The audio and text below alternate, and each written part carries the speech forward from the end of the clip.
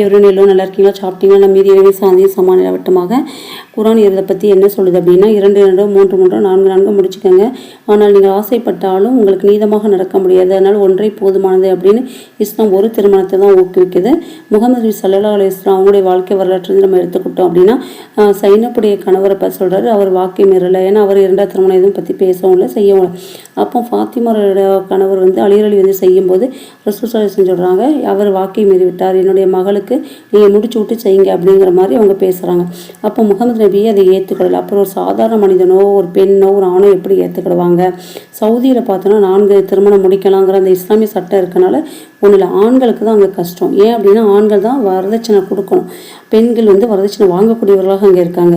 அதனால் அவங்களுக்கு ஆண்களுக்கு கஷ்டம், பெண்ணுக்கு தான் அது எந்த ஒரு இழப்பும் ஏற்படுவதில்லை. இந்தியாவை பொறுத்த வரைக்கும் இங்கே ஒருத்தனுக்கு ஒருத்திங்கிற இதுதான் இருக்கிறதுனால திருமண பந்தங்கிறது ஒருத்தனுக்கு ஒருத்தி அப்படிங்கிறது தான் இருக்குது. அதனால் இங்கே திருமணம் முடித்தாலும் ஏறக்குறைய பெண்களோ ஆண்களோ நினச்சா பிள்ளைகளுக்காக சேர்ந்து வாழ்கிறாங்க.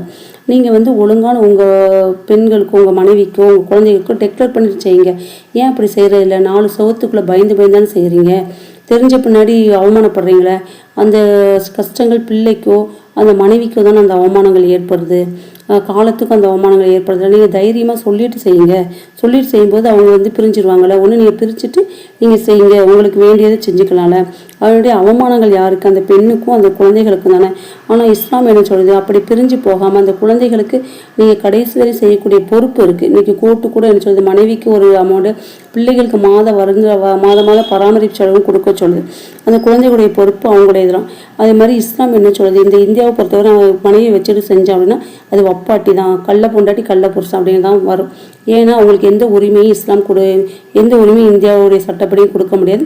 இஸ்லாமும் தன்னுடைய மனைவிடத்தில் டெக்ளேர் பண்ணிட்டு செய்யுங்க, நீங்கள் செய்கிறதா இருந்தால் எந்த பிரச்சனையும் வரக்கூடாது, அவங்க பாதிக்கக்கூடாது அப்படிங்குது.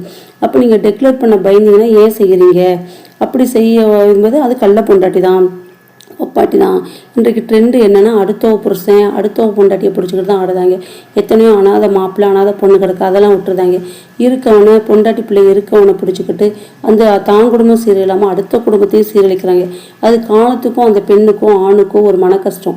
அவங்களுடைய என்னதானும் மறந்து வாழ்ந்தாலும் அவங்க நினைவுகளோடு அந்த கஷ்டத்தோடு தான் அவங்க வாழ்கிறாங்க. அப்படிப்பட்ட திருமணங்கள் ஏன் இது? அப்படி முடிக்கும்போது அந்த கள்ள பொண்டாட்டி லிஸ்ட்டாக தான் வரணும். அவங்களுக்கு எந்த உரிமை